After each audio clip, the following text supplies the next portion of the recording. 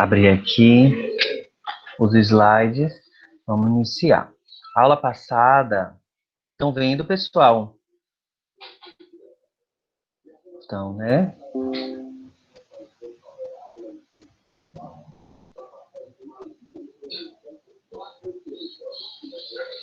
Aula passada, nós concluímos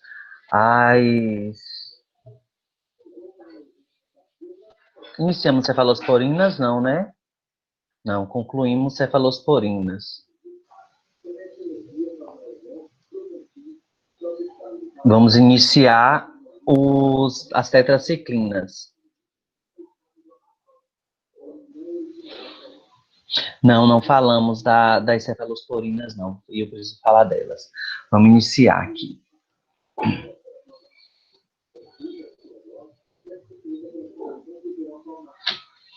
Tá abrindo, vamos ver aqui, esperar, né?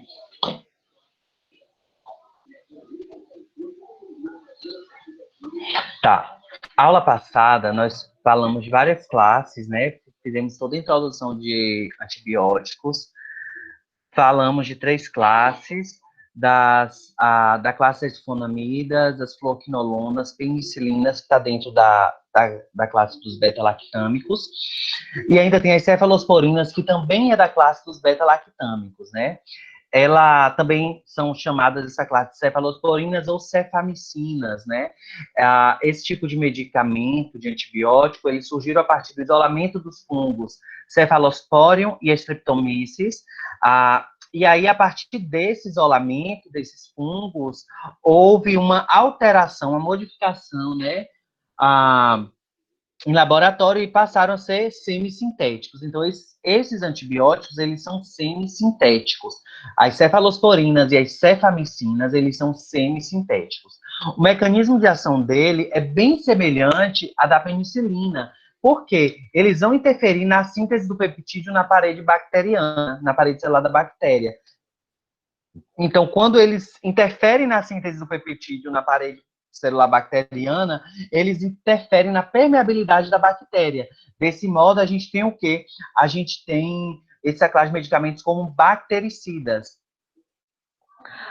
Esses medicamentos, eles sofrem maior resistência por parte das gram-negativas, tá certo? Então, as gram-negativas são pouco eficientes, são mais resistentes às cefalosporinas. Então, as cefalosporinas e cefamicinas, elas são pouco eficientes contra as bactérias gram-negativas.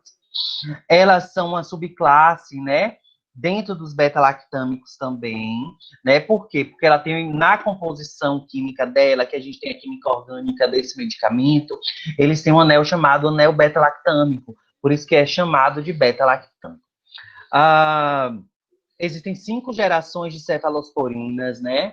E as gerações, elas são eficazes contra distintos tipos de bactérias.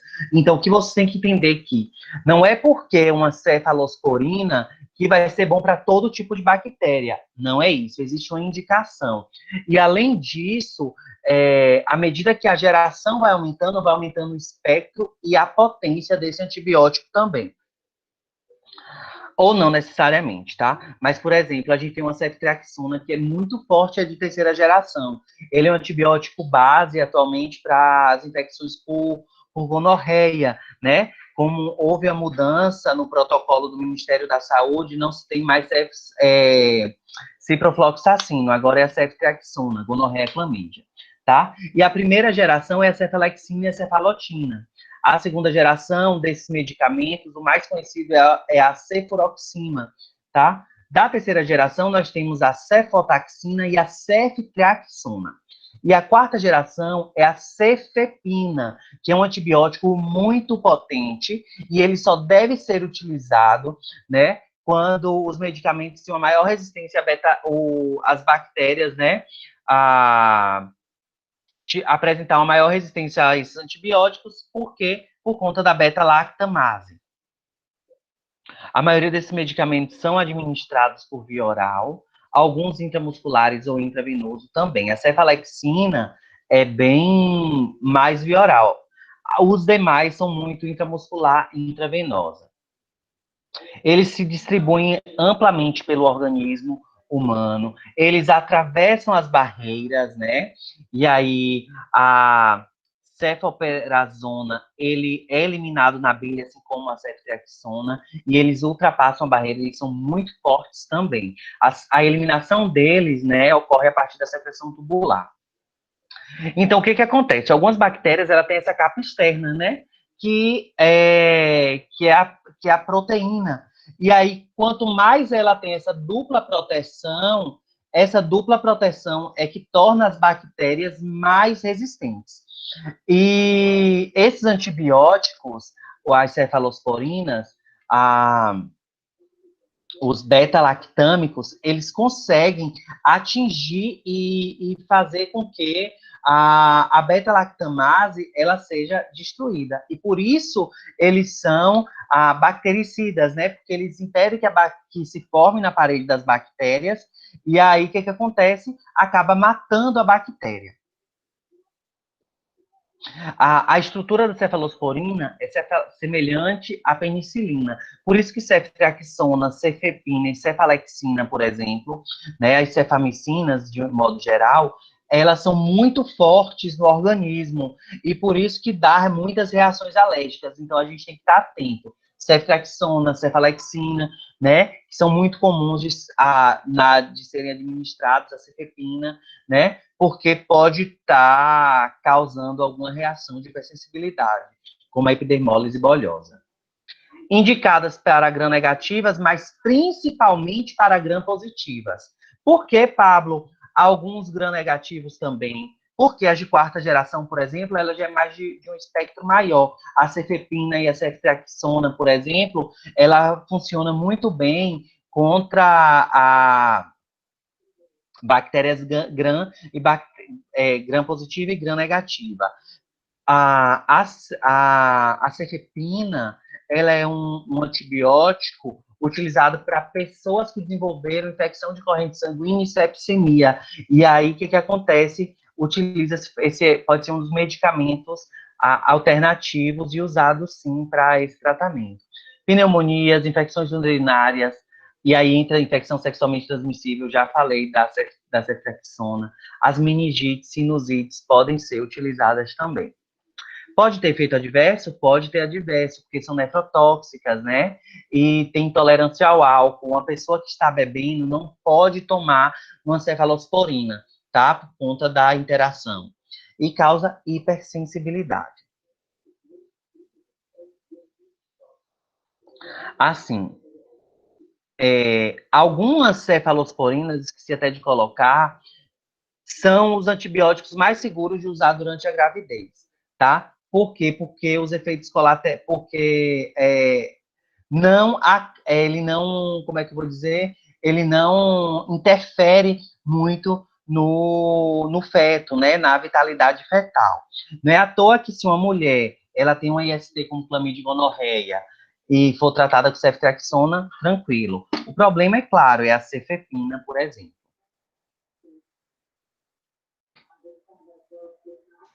E agora a gente vai falar de 4 tipos de medicamentos que são extremamente fortes, tá? E que eles vão interferir na síntese bacteriana, na síntese de proteínas das bactérias, tá? Nós temos as tetraciclinas, o clorafenicol, aminoglicosídeos e macrolídeos. Eu vou falar basicamente deles. As tetraciclinas, elas são classificadas, tem o nome tetraciclina, mas nós temos a oxtetraciclina, a doxiciclina e a minoxiciclina, né?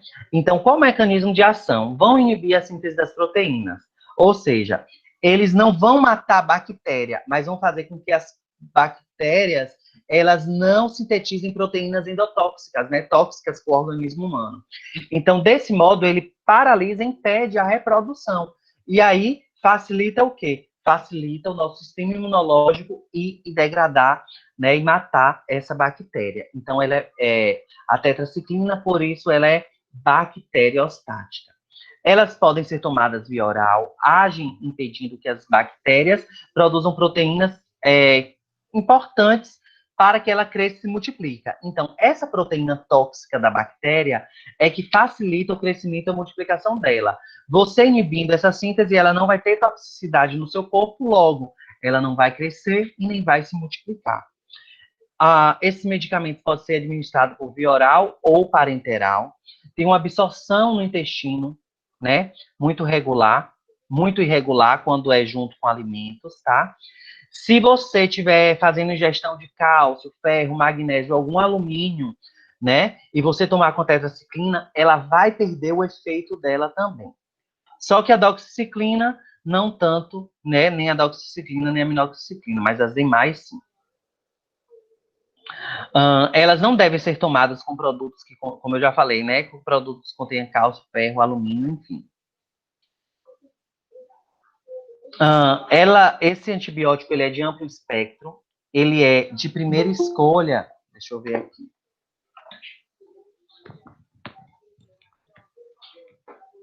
Quem entrou? Jaqueline.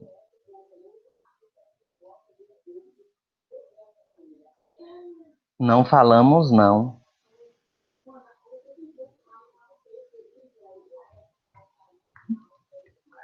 Eu vi agora que ele botou bom dia, tio Pablo, bom dia, gente. Boa noite.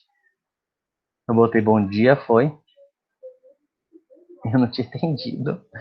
E o que foi que Jaqueline falou? Não. Deixa eu beber água aqui. O que foi?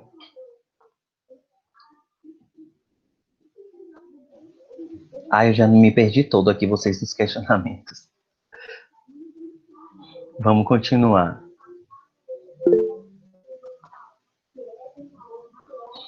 Tá, não falamos cefalosporinas, isso mesmo. Lembrando, gente, que pessoas que têm problemas crônicos, né, com acne, por exemplo, mas não é uma espinhazinha que surge, é aquela face mesmo acneica. O que acontece? É indicar, muitos médicos indicam a tetraciclina, tá, para tratamento. Então, a tetraciclina, ela tem indicação para as ricétias, né? As ricétias, ela é decorrente do quê? De carrapatos, de parasitas, de piolho, né? Que carregam, são bactérias, elas são parasitas que carregam essas bactérias, tá?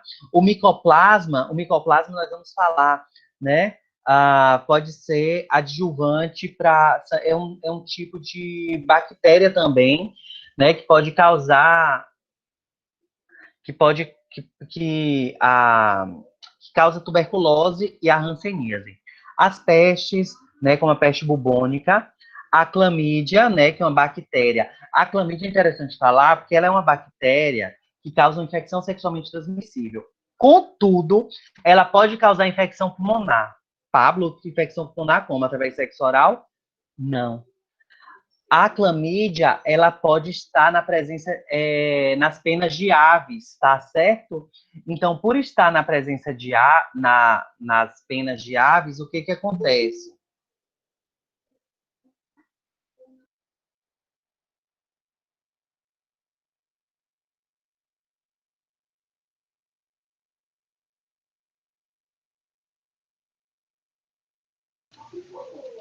Oi, gente, voltei. Tá, vou botar aqui. Então, a clamídia, então, a clamídia é uma bactéria que também ela está na presença de aves, né? Nas penas de aves, né? Periquitos, papagaios, mas, sobretudo, pode estar em pombos e aquela calopsita, tá? As calopsitas, elas podem acumular esse tipo de bactéria. E aí, se a pessoa ela está num ambiente com calopsitas ou com pássaros, né, que tenha essa clamídia, pode desenvolver uma infecção pulmonar, né, por clamídia, e é algo bem grave, bem sério mesmo, tá? Nós temos a brucelose é infecção bacteriana por animais, né? Cuja bactéria está em animais, sobretudo em leite pasteurizado. É bem comum a brucelose ser decorrente de infecção bacteriana por conta, por exemplo, dessa bactéria que estava no leite pasteurizado. E a cólera e a leptospirose, que nós já conhecemos. Ela é de segunda escolha para infecções respiratórias, para acne, meningite e diarreia, tá? Segunda escolha, não é a primeira opção. Por quê? Porque pode ter efeitos adversos, como distúrbios gastrointestinais, hipoplasia dentária, né? Deformidades ósseas, aplasia medular, fototoxicidade e tontura. A tetraciclina, ela só deve ser tomada quando o estômago ele estiver vazio, pois na presença de alimentos, principalmente os laticínios, né, e leite, iogurte, queijo, sorvete, pode dificultar a absorção desse medicamento na corrente sanguínea. Já a doxiciclina, que é mais conhecida, assim, e tem a minoxiciclina também, minociclina, na verdade, doxiciclina e minociclina, podem ser tomadas com ou sem alimentos, tá? Mas as mais comuns, a própria tetraciclina mesmo, que tem o antibiótico, ela funciona como classe e como medicamento, tá?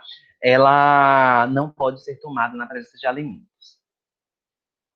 Nós temos o clorafenicol. O clorafenicol é outro tipo de antibiótico e ele é isolado também do fungo Streptomyces, né?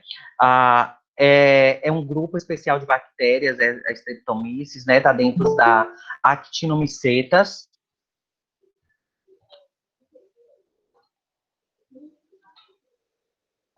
Voltar, porque o pessoal pediu para entrar. Então, o clorafenicol, né? A Streptomyces, ela é uma bactéria que está dentro do gênero Actinomycetas, né? Que é um grupo especial de bactérias que estão na decomposição de matéria orgânica, tá? Então, ele é muito importante. Pablo,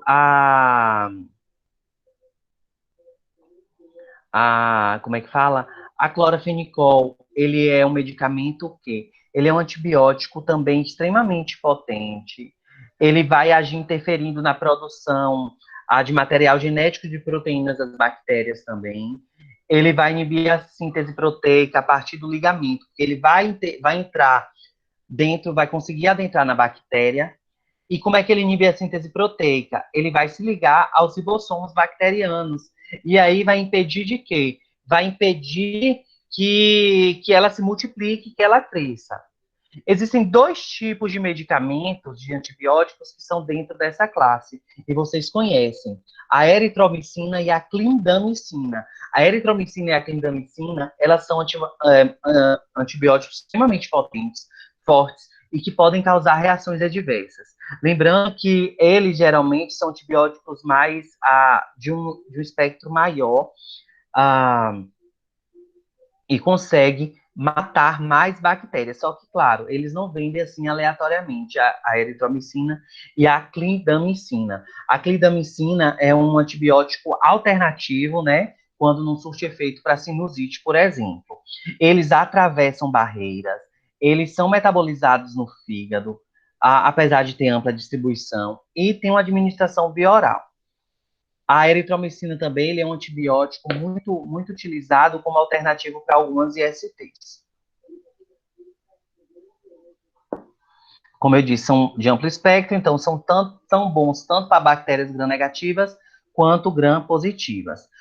Eles são bacteriostáticos. Contudo, apenas para um tipo de bactéria, ele consegue matar a bactéria, que é a H. influenzae. Quando a pessoa tem uma infecção pela H. influenzae e é indicado um clorafenicol como a eritromicina ou clindamicina, ele vai matar, tá? Mas nas demais bactérias que ele consegue atuar, ele vai ser bacteriostático, vai impedir o crescimento e multiplicação. Ele trata meningite, febre tifoide, conjuntivite, sinusite, enfim. Os efeitos adversos, eles são extremamente graves porque pode causar aplasia medular e interferir o quê? Na produção de plaquetas, por exemplo. Pode causar síndrome do recém-nascido cinzento, hipersensibilidade, ou principalmente, se a pessoa tiver resistência a esse antibiótico, a pessoa ela pode fazer uma superinfecção porque a bactéria foi resistente a ele.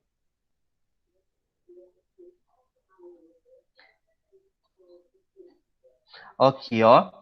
Seu uso limitado interfere na produção de células sanguíneas na medula, por isso que se chama pancitopenia, tá? Então, são várias células sanguíneas que são reduzidas. Então, por isso que eles são graves, não são administrados assim aleatoriamente para tratamento. Ele deve ser usado na gravidez? Sim, só se os benefícios superarem os riscos por conta de todo esse problema. Ele pode causar síndrome do bebê cinzento, por isso não é indicado, porque ultrapassa a barreira, tá? E é bem fatal ao feto, tá? O bebê.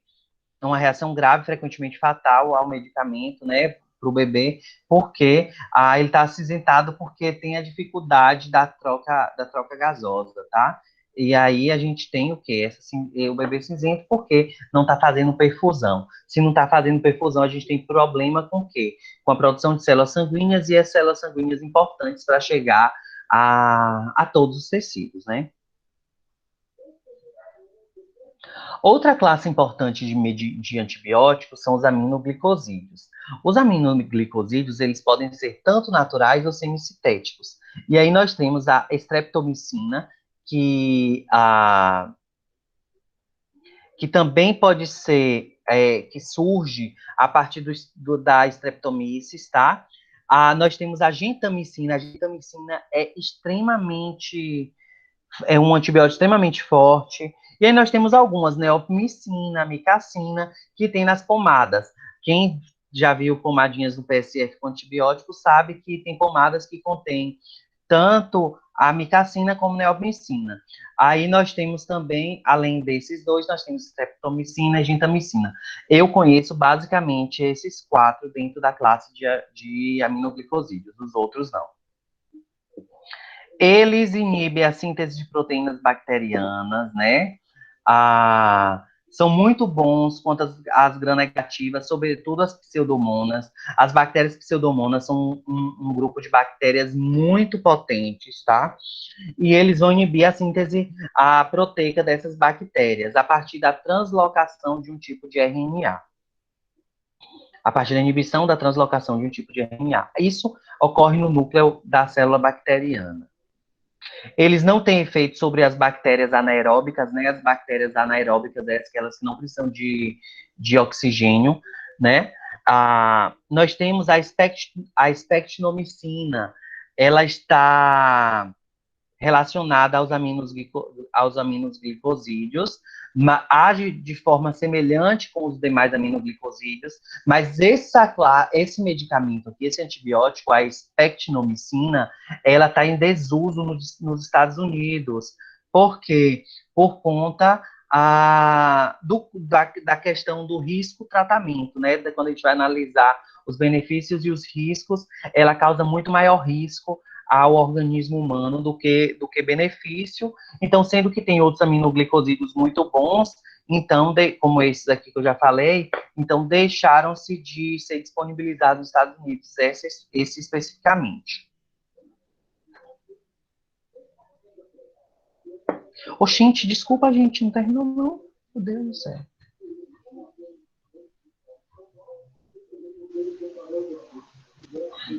Deixa eu voltar aqui, gente, porque... Aqui.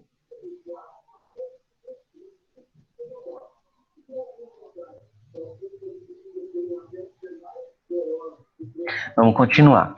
E com a farmacocinética, eles são extremamente polares, não são absorvidos no trato gastrointestinal, porque onde no trato gastrointestinal, principalmente a nível de estômago, né, são liberadas muitas bombas de prótons, então isso interfere na absorção.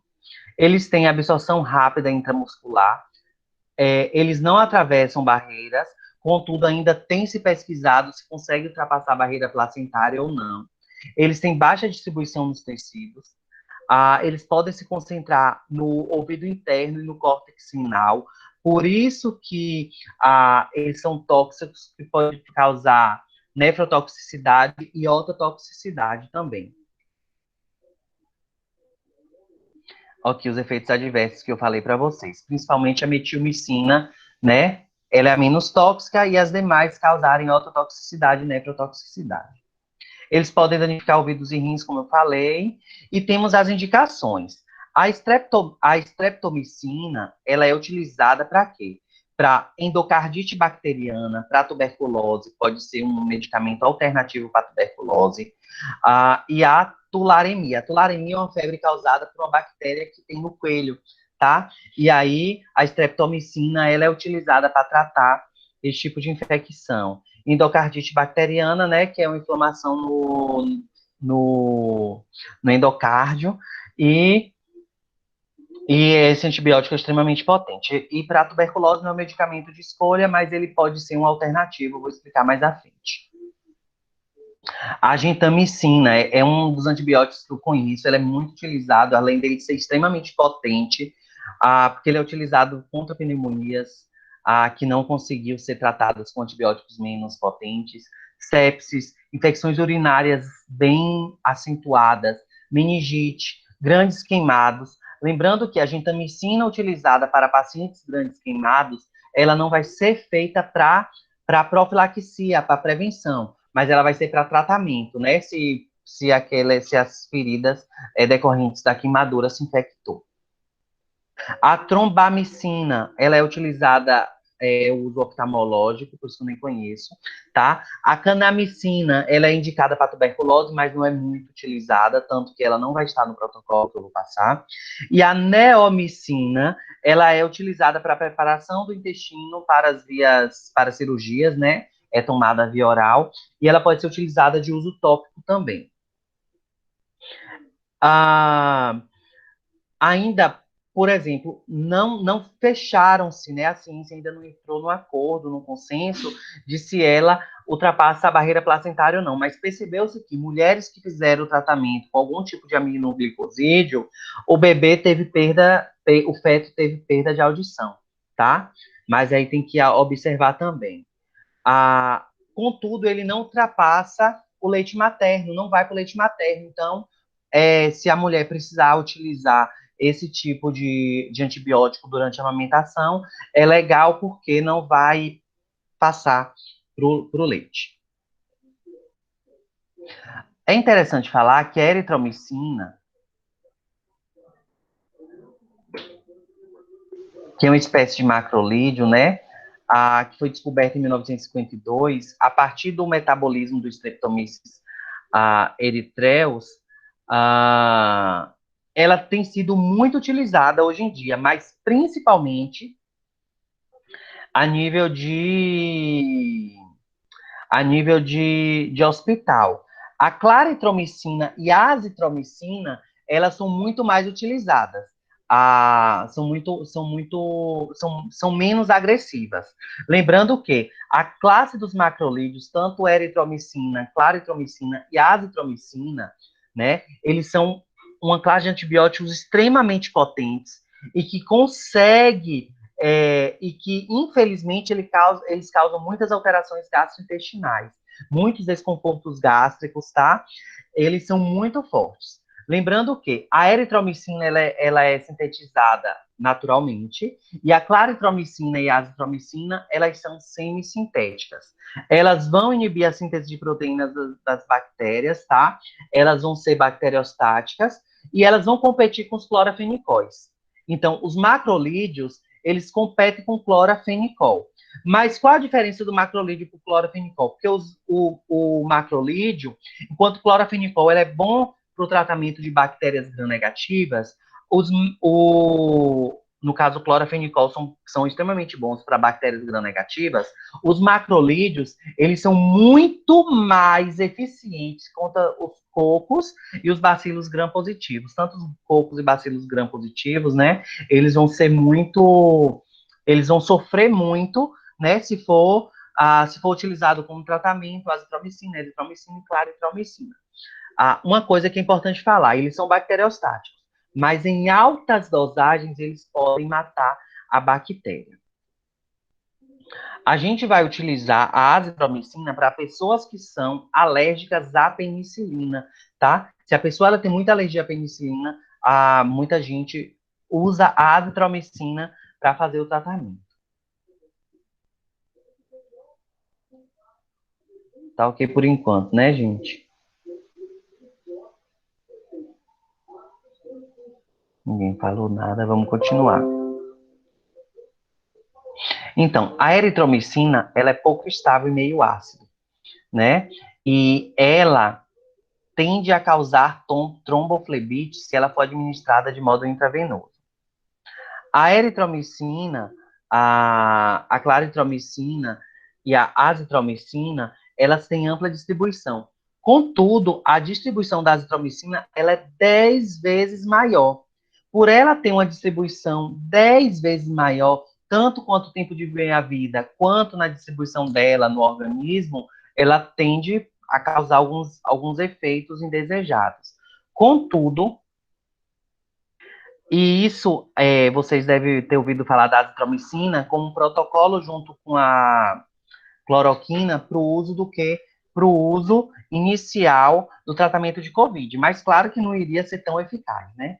Vamos explicar por quê. A priori pensou-se que ela seria eficiente porque ela se ia concentrar nos fagócitos, né? E potencializar a destruição das bactérias. Mas está aí. Potencializa a destruição bacteriana e ela não vai interferir no vírus, tá? Ela só vai estimular e concentrar os fagócitos. E os fagócitos vão destruir o vírus, só que não surtiu efeito por conta da toxicidade da azitromicina. E no caso, para a pessoa com a COVID, teria que tomar em doses elevadíssimas, ultrapassar a dose máxima. Então, quando a gente sabe quando ultrapassa a dose máxima, a gente entra numa reação de hipersensibilidade no paciente, a gente pode fazer uma overdose medicamentosa. Ninguém perguntou nada. Se tiver dúvida, pergunta, viu, gente? A azitromicina é um medicamento, é um antibiótico muito comum. Ele é mais administrado de modo via oral, viu? A azitromicina, principalmente para o tratamento, quando ela é utilizada no tratamento de ISTs. Lembrando, a azitromicina, a eritromicina, a claritromicina, enfim, né, os macrolídeos, eles não devem ser administrados com antiarrítmicos e antipertensivos. Por quê? Que faz interação. Pode ser a claritromicina, ela pode inativar uma enzima P450 no fígado, né, que é um metabólito ativo, tá? Então a gente tem que ter cuidado com ela também, ela é muito forte. E como eu disse aqui, ó, distúrbios gastrointestinais são muito comuns, distúrbio de audição, icterícia colestática, justamente por conta dessa enzima, né, que é inativada, bem como uma superinfecção, porque a bactéria pode ter a resistência.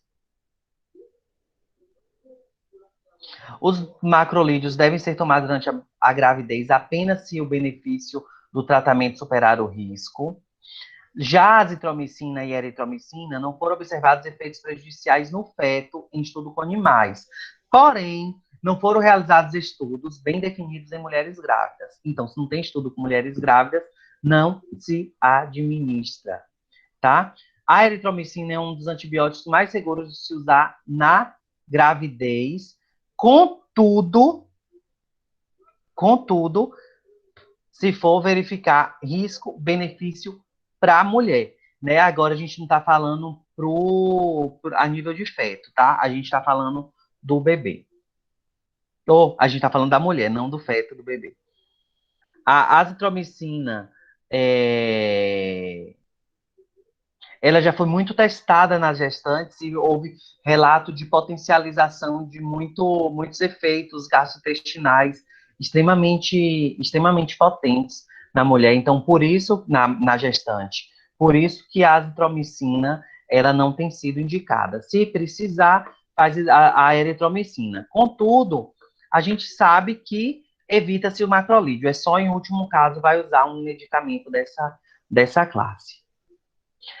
Mas na amamentação, eles não ultrapassam, não vão para o leite materno, principalmente a eritromicina. Por isso que ela é muito segura no período que a mulher está amamentando, caso ela precise tomar. Ela é indicada para o tratamento da tuberculose e das pneumonias, tá? Por infecção por estreptococcus, por exemplo, sinusite, erisipela, faringite, que são causadas por estreptococcus, que são cocos, né, gram-positivos, H. pylori, né, que causa úlcera péptica, os macrolídeos, eles são utilizados para o tratamento de pessoas que têm H. pylori e eles são alternativos, tá? Para tratar sífilis e tétano.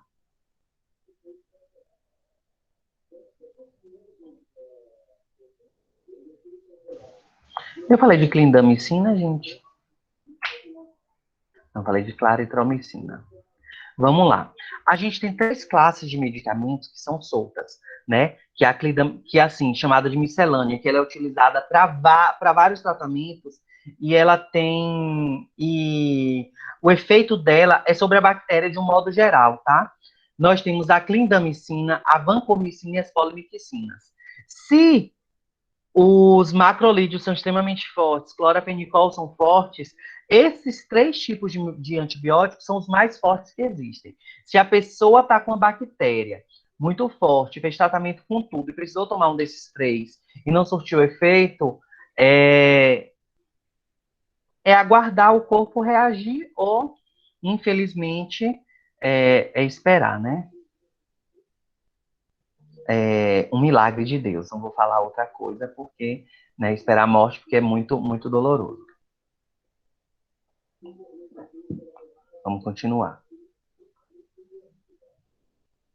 O povo tá quieto, não tá perguntando nada. A clindamicina, ele é bacteriostático, tá? Ele inibe a síntese proteica, ou seja, a partir de inibir a síntese de proteínas, ele impede a multiplicação, né, dessa célula. Tem uma absorção muito oral, tem uma absorção oral, o pico de concentração plasmática é de 1 hora, o tempo de meia-vida é curto, que é de 3 horas.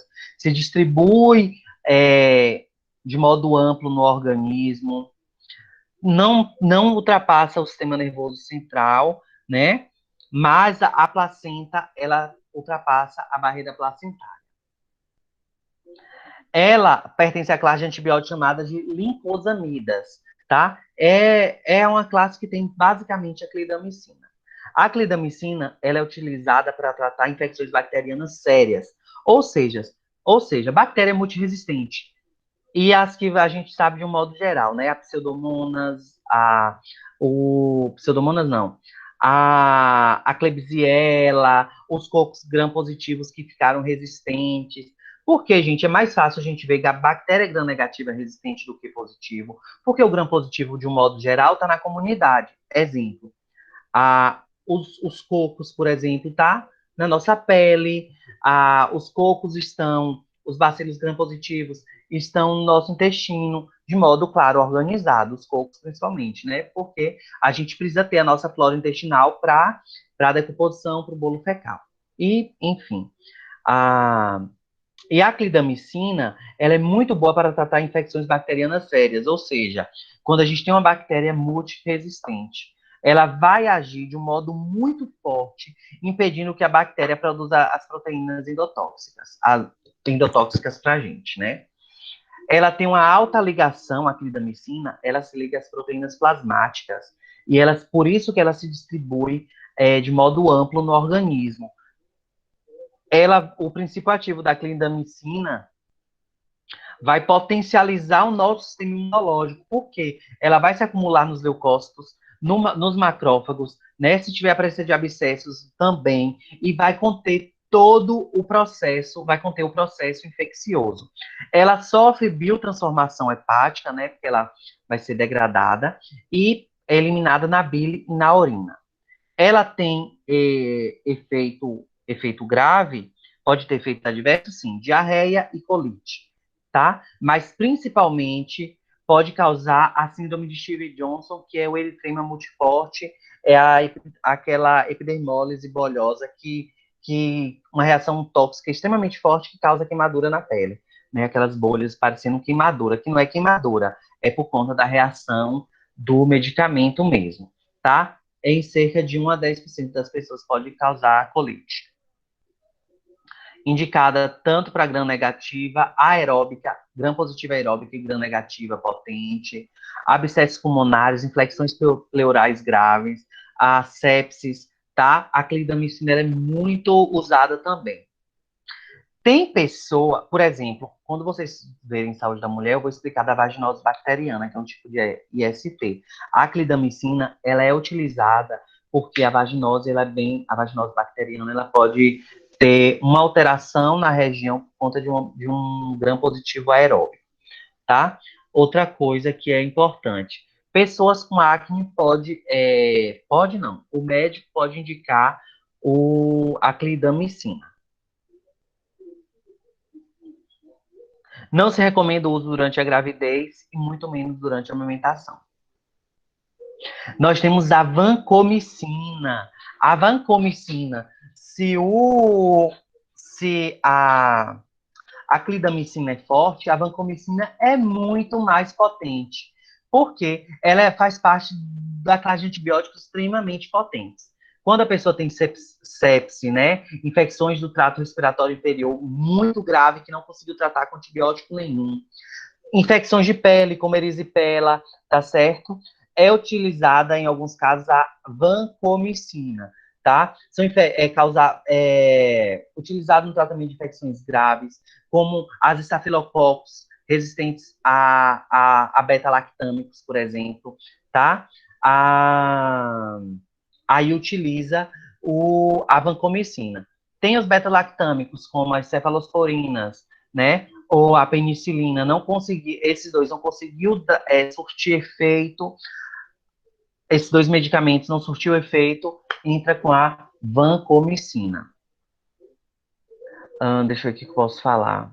Ele também vai inibir a síntese da parede bacteriana, tá? Contudo, existe alguns enterococos, né, que também são um tipo de coco, bacilococo. Os enterococos, eles podem ser resistentes à vancomicina. Então, por isso, a vancomicina, gente, a polymyxina, a clindamicina, os macrolídeos, esses antibióticos, eles só vão ser administrados após os de primeira opção não surtirem efeito e se for feita cultura ou exames para poder delimitar que tipo de bactéria é aquela.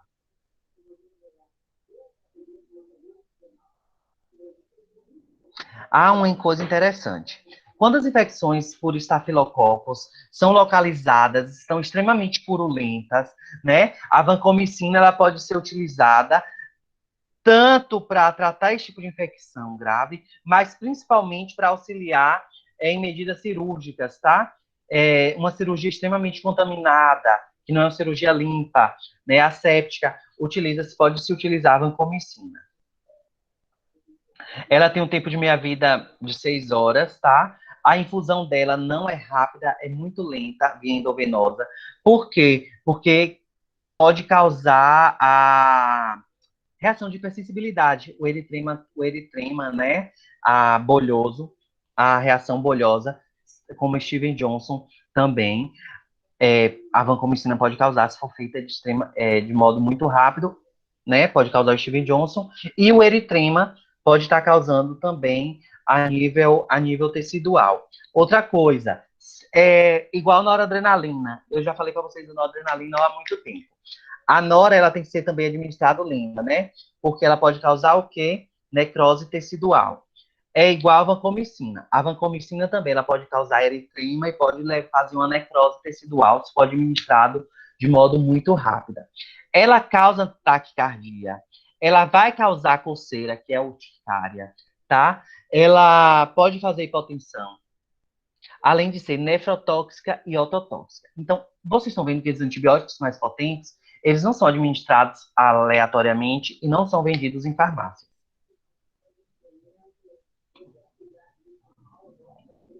Ninguém perguntou nada, é bem capaz de que o povo tá fazendo outra coisa e fingindo que tá me ouvindo.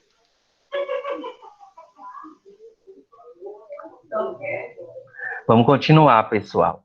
Então, vi que não tá não, que já responderam aqui. KKKKK, que calúnia. Eu conheço. Tô ouvindo, Pablito, ok. Muito bom. Quais indicações terapêuticas? Infecções graves, como eu já falei, osteomielites graves, né? Infecções ósseas graves, endocardites, pneumonias seríssimas, abscessos, né? A, a vancomicina ela é indicada também para tratamento de infecções causadas por outros micro-organismos gram-positivos, né? Suscetíveis à vancomicina. Por exemplo, como os beta-lactâmicos, como a penicilina e as cefalosporinas, elas são muito boas contra gram-positivo, se a pessoa ela tem resistência bacteriana, né? Fez o tratamento com as cefalosporinas, com a penicilina, continua resistente,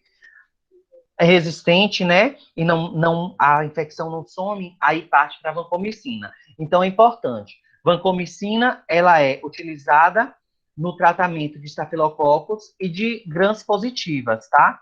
Mas assim, a gente só vai utilizar o tratamento de gram positiva se a penicilina e a cefalosporina não surtir efeito e souber de fato que bactéria é aquela. Ela não é feita assim aleatoriamente.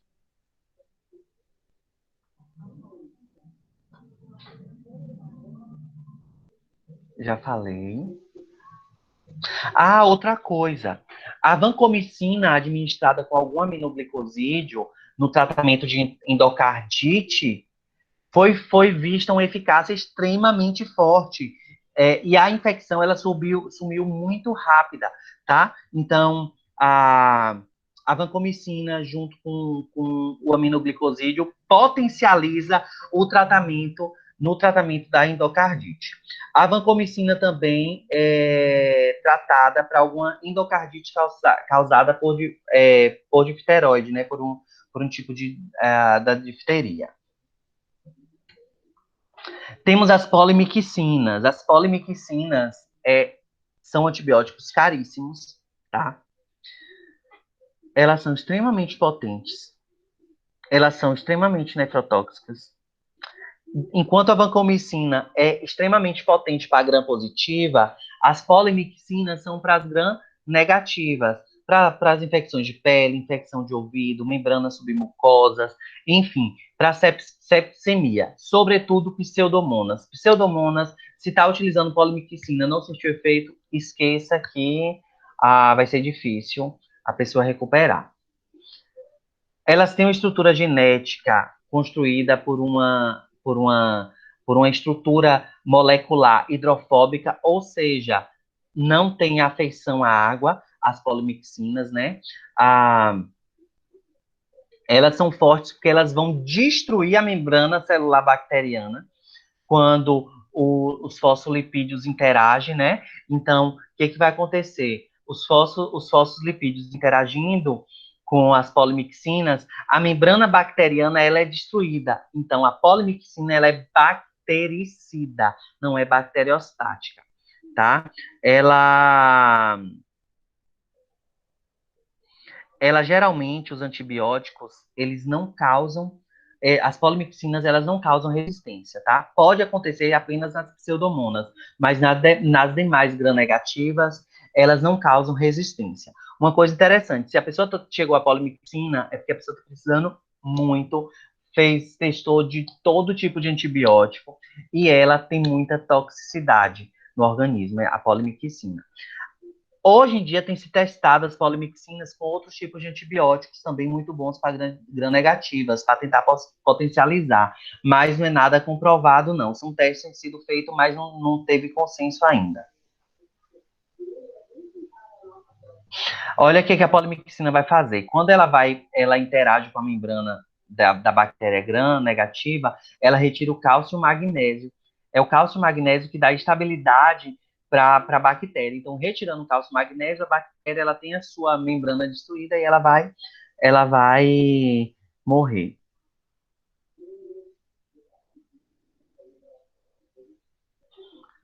Já falei. Ela tem sido usada na prática, né, para bactérias gram-positivas, Pseudomonas aeruginosa, a Baumann, enfim, né? Tratamento de pneumonias complicadas, pneumonias muito graves, né? Que causam sepsemia, infecções de sítios cirúrgicos graves, infecções de correntes sanguíneas por catéter. Quando eu falo catéter, são acesso venoso central, acesso venoso periférico, que levou a uma infecção de corrente sanguínea. A polimixina ela é utilizada em infecções urinárias extremamente graves, tá? Quando a infecção urinária ela acendeu e comprometeu todo o sistema urinário. De novo. Voltar.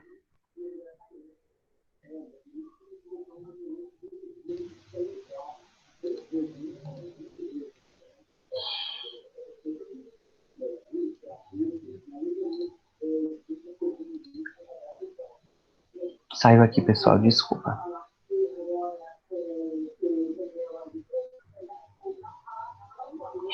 Uma coisa interessante, dentre os bacilos gram-negativos, ela é muito boa contra tanto a Escherichia coli, a Klebsiella, né? A Klebsiella é uma das bactérias muito, muito, muito, muito potentes. Ela é uma gram-negativa.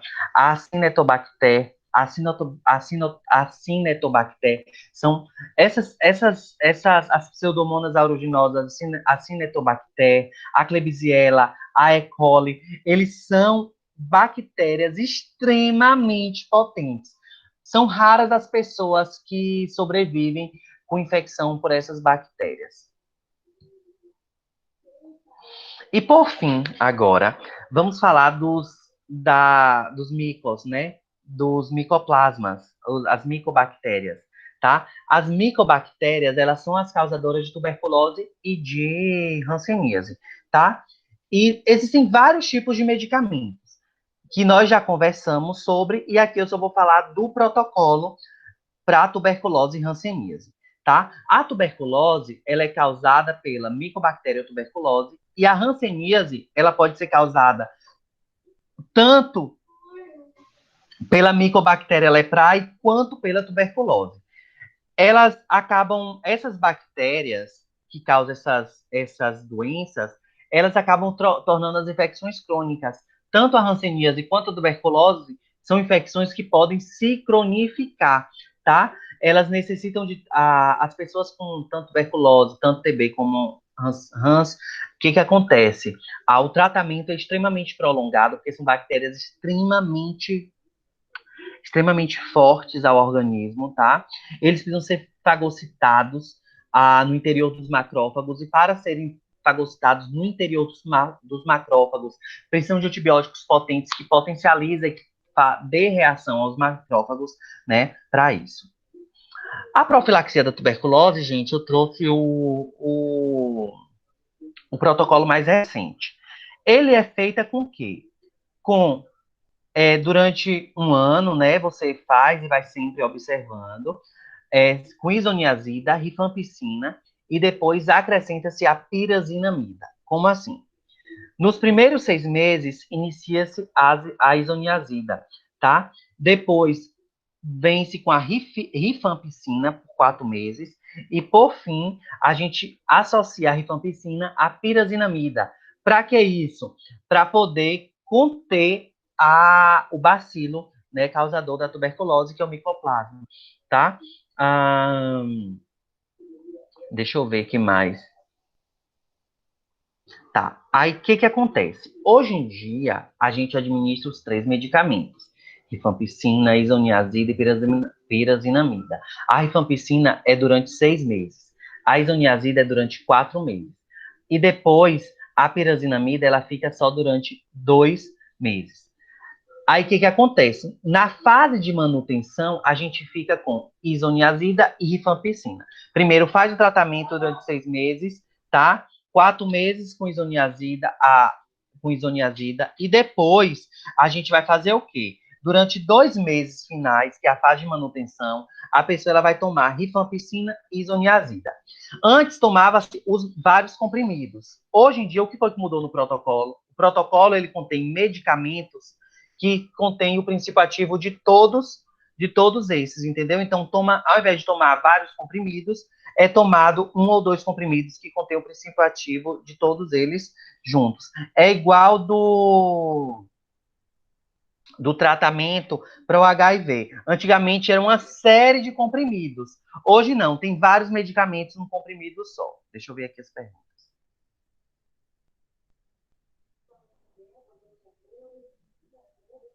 Ninguém perguntou nada, não. Vamos voltar. E aí, como é que acontece? No protocolo novo, será administrada uma dose fixa combinada com comprimido, reunindo os 3 medicamentos, tá? Então, é uma dose fixa combinada com comprimido dos 3 medicamentos.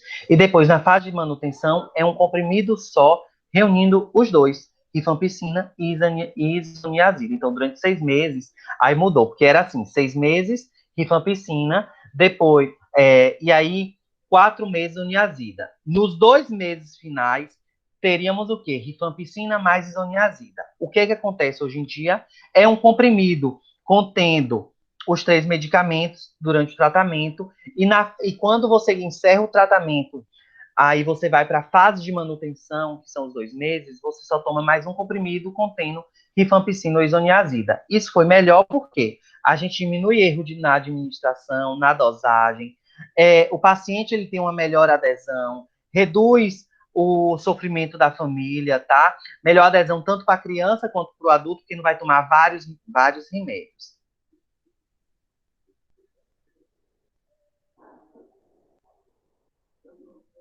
Gente, ficou lá embaixo. Tá, aqui é o protocolo terapêutico da... Cadê meu protocolo, gente? Meu protocolo sumiu, espera aí, deixa eu ver aqui.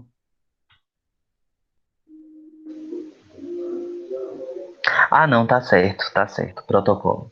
Então, esse é o protocolo da tuberculose, tá? São esses 3 medicamentos que antes era tomado vários medicamentos e hoje é tomado um comprimido com os princípios ativos de todos os medicamentos, tanto na fase latente, durante 6 meses, e depois, nos 2 últimos meses, você toma mais um medicamento com os princípios ativos da rifampicina e a isoniazida. E aí a gente vai para o protocolo de tratamento da hanseníase. A hanseníase, a gente tem a rifampicina, tá? Que ela é comum tanto para TB quanto para hanseníase, mas diferente, nós temos a dapizona e a clofazimina. Então, como é que se inicia o da tuberculose, o da hanseníase? A lepra do tipo tuberculose possui poucos bacilos e ela vai ser tratada durante 6 meses com dapizona e rifampicina. Então, se o causador da lepra, ou seja, se o causador da hanseníase for o mesmo bacilo causador da tuberculose, lembra que eu disse para vocês que o bacilo causador da tuberculose pode causar tuberculose Hansen? Então, se a Hansen for causada pelo bacilo da tuberculose, que é a chamada tuberculoide, né, o bacilo tuberculoide, o que acontece? O tratamento é por 6 meses com dapizona e rifampicina, que são 2 antibióticos muito fortes. E se a lepra, né, a hanseníase, que a gente não fala lepra, e se a hanseníase for causada pela lepra, né, ou pelo bacilo lepromatoso, que ele é multibacilar, o que acontece? O tratamento é durante 2 anos, tá? É muito mais agressivo o tratamento, e além de ser tratada com dapizona e rifampicina, acrescenta-se a clofazimina. Como acontece o tratamento no adulto com 6 cartelas. Temos a rifampicina, que tem a dose mensal de 600 miligramas, né, cuja administração é supervisionada, aí a pessoa toma 2 cápsulas mensais, tá, de rifampicina, e nós temos a dapizona, que a pessoa toma a dose mensal de 100 miligramas, mais a dose diária de 100 miligramas supervisionada. Esse é o do adulto. A criança, ela é do mesmo jeito, só que a dose é o quê? Reduzida de rifampicina e dose reduzida de dapizona. Essa é da duração de 6 meses, é aquele tratamento de 6 doses em até 8 meses. Geralmente, esse tratamento aqui é caso seja a hanseníase causada pelo bacilo da tuberculose. E aí a pessoa ela tem que comparecer mensalmente para tomar a dose supervisionada. A duração desse protocolo é de 6 meses, podendo ir até 9 meses, tá? E aí a pessoa ela passa pela avaliação neurológica. Por quê? Porque a gente sabe que a hanseníase ela acomete a pele e ela vai para os nervos, tá? E se a pessoa ela tiver a multibacilar, que é a lepra hematosa, a hanseníase lepra hematosa, são 12 cartelas, tá? E distribuído durante 2 anos. O adulto ele vai tomar rifampicina, dapizona e a clofazimina.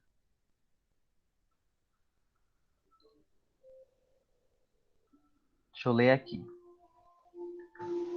É no centro de tratamento, tá? No caso aqui tem que ver Guanambi, onde é o local público que faz o tratamento de TB e hanseníase.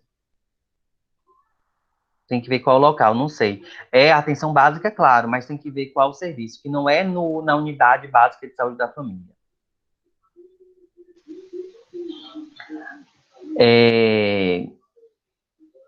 Por exemplo, deve ser um centro de saúde, entendeu? Por exemplo, aqui tem o primeiro centro. No primeiro centro se concentra toda a base do tratamento para essas doenças mais graves, né? Várias doenças mais graves. Aqui em Guanambi possivelmente deve ser o primeiro centro. Mas aí eu não sei, pior que eu nem sei de fato onde é aqui. Se é no primeiro centro mesmo, mas não é em unidade básica de saúde. Tem que saber qual é o centro específico aqui em Guanambi, tá? Porque, no caso, tem a dermatologista, que ela é a responsável por isso, que o tratamento é feito com o dermatologista da hanseníase. E da TB, o acompanhamento é feito por um pneumologista.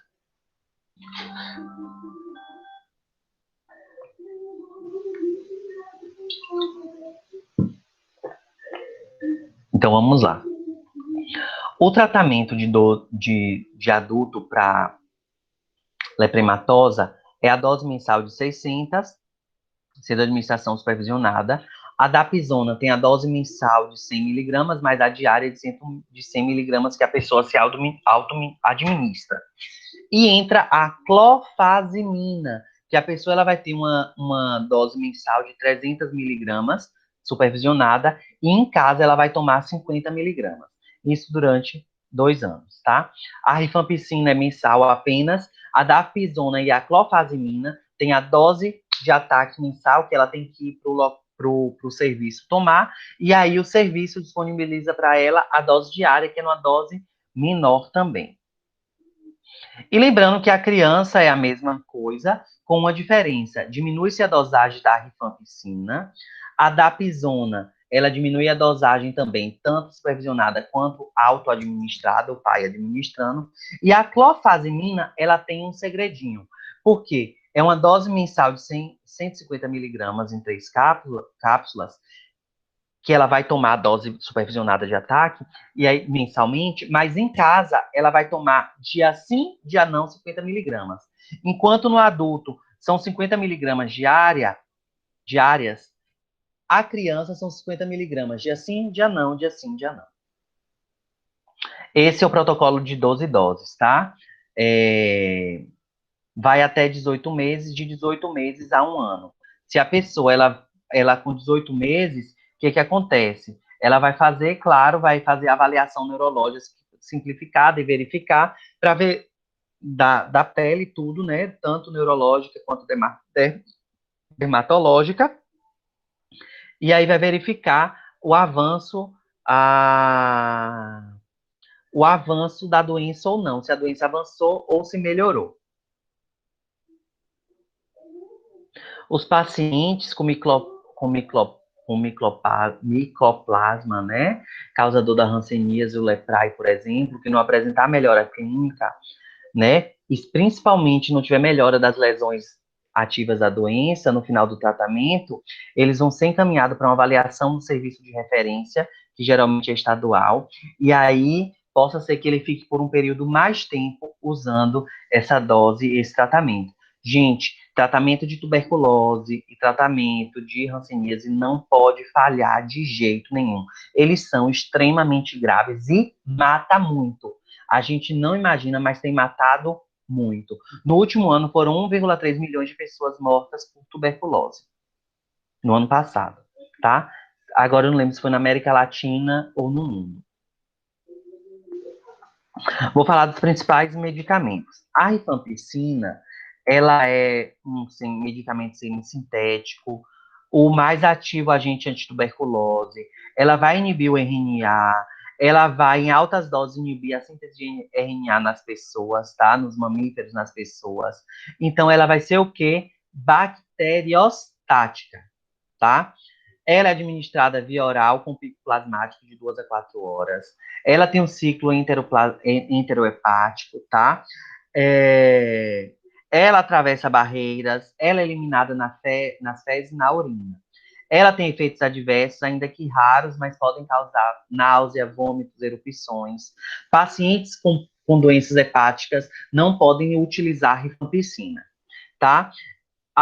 Ele vai ser utilizado junto com a isoniazida, como eu disse para vocês, para tuberculose. Isoladamente, ela pode ser utilizada para meningite meningocócica ou uma meningite por H influenza, tá? Então, ela pode ser utilizada, ela é utilizada no protocolo de tuberculose, mas pode usar sozinha para meningite, seja meningocócica ou influenza.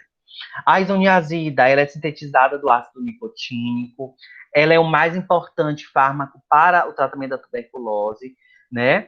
Ela é uma prodroga porque ela vai converter os metabólitos responsáveis pelos catabolismos, né? Pela catalase das micobactérias. Como assim?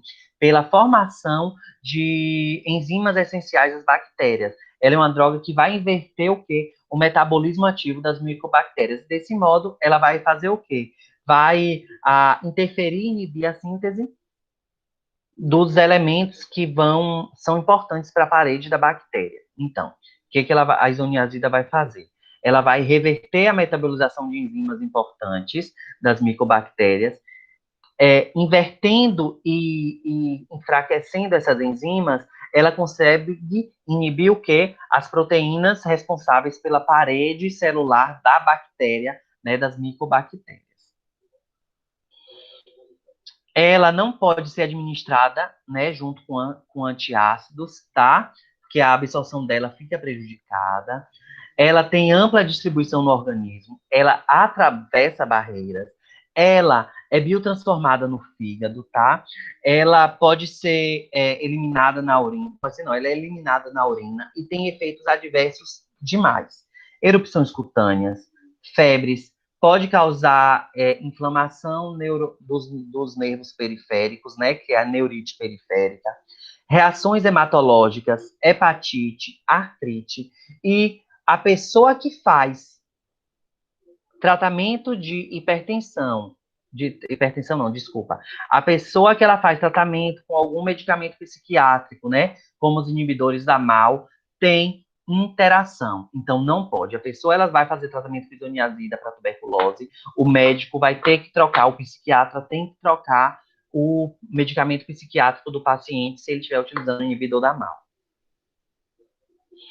Ela trata infecções ativas, tá? Com uso combinado, tanto para profilaxia quanto para tratamento. Ela pode ser utilizada com a piridoxina, tá? Para tratar ou para evitar a neuropatia periférica, doenças neuropáticas periféricas. E nós temos a dapizona. A dapizona, que é um medicamento também que é utilizado, né, no tratamento da TB. A dapizona, ela é isoniazida, rifampicina e dapizona, isso mesmo. A ATB, a dapizona, ela também inibe a síntese do folato, tá? Ela está relacionada com as sulfonamidas, ela tem uma boa absorção oral, só que ela se acumula nos rins e no fígado. O tempo de meia-vida dela é extremamente longo, ela demora de ser eliminada, de 24 a 48 horas, tá? A urina, ela tem uma forma acetilada, uma coloração diferente, um odor diferente, característico do medicamento, tá? E o ciclo enterohepático, ele é comum. É biotransformada. Pode fazer metemoglobinemia, ou seja, diminuir a produção e a síntese de hemoglobina, tá? Causa anemia, vômitos, dermatite e doença neuropática. Indicada principalmente para hanseníase, tá? Para lepra. Oh, meu Deus, eu confundi. Ela é utilizada para lepra, não é tuberculose, não, desculpa, viu, gente? É por micoplasma leprae, a dapizona. Mil perdões, tá? E ela evita a resistência da bactéria quando ela é administrada junto. Por isso que ela é administrada junto para poder não levar resistência bacteriana. Ai, gente, eu tô cansado. Antibiótico me cansa, desculpa, tô sendo sincero com vocês, viu? Quando chega nessa fase eu já vou... Mas já tá terminando. O etambutol. Etambutol já foi um dos medicamentos utilizados para tratamento. Viu? Mas já estou terminando, falta pouquinho. O etambutol já foi utilizado muito para tratamento, hoje ele não é muito utilizado, não.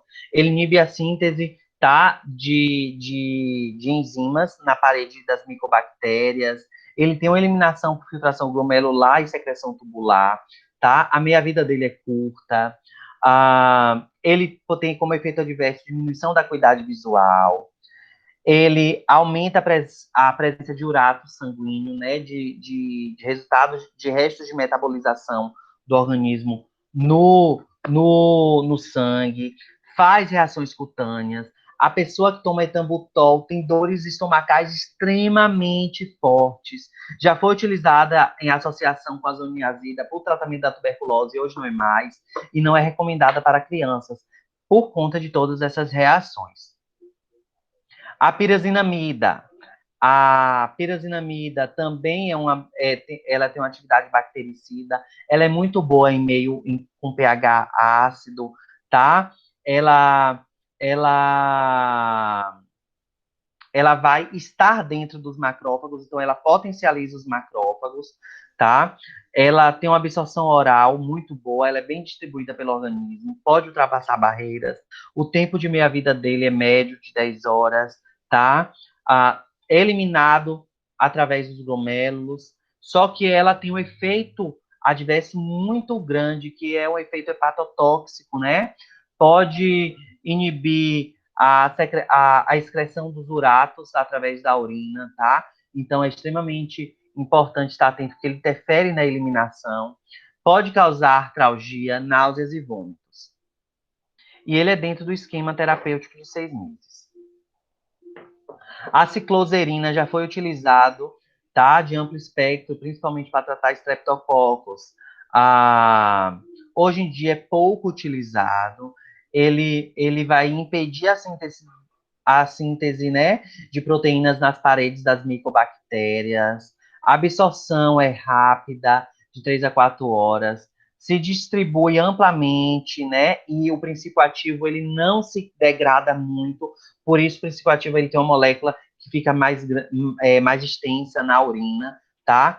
E aí ele pode causar várias situações, desde que eu não coloquei aqui, uma alteração ou uma toxicidade, né, renal, tá? E ela pode causar sonolência, tremores, confusão mental, irritabilidade, que depois que você tira ela do tratamento, esses efeitos vão sumir. Por isso que ele não é utilizado muito no Brasil. Em outros países ele é base de tratamento. Aqui no Brasil ele não é base de tratamento. O etambutol também não é base de tratamento. A clofazimina que eu falei, tá? Ela possui atividade anti-inflamatória também, além de atuar no DNA bacteriano. Ela tem uma absorção oral muito boa, ela vai se acumular no organismo, né? Principalmente no nosso sistema mononuclear, na parte de defesa dos fagócitos, tá? Então ela vai se acumular nos fagócitos, potencializando os fagócitos. E o tempo de meia-vida dele é extremamente longo, de 8 semanas. Então é muito comum a clofazimina causar efeitos adversos, como alterar a coloração da pele, causar vertigem, cefaleia, alterações gastrointestinais, náuseas, tá? E terminou, gente. Aqui são as referências, vocês podem estar consultando. Eu vou estar salvando. Disponibilizar tudo. Gente, a aula passada de antibióticos já está no Moodle. O slide já está no Moodle, que eu já coloquei também. Vocês podem estar conferindo, tá? Coloquei junto com a aula. E aí vou botar, assim que terminar de fazer o backup e o próprio Google me mandar, eu vou enviar para vocês, tá certo? Segunda-feira, os seminários. Ok? Boa noite, um beijo, boa sexta, bom sábado, bom domingo e até segunda-feira. Beijo, Bruna, Amanda, Jaqueline, Rabrini. Boa noite, gente. Caroline, Ed, beijo, boa noite. Juliano, Mariana, Thaís, Van também. Brenda, Carol. Tchau, gente.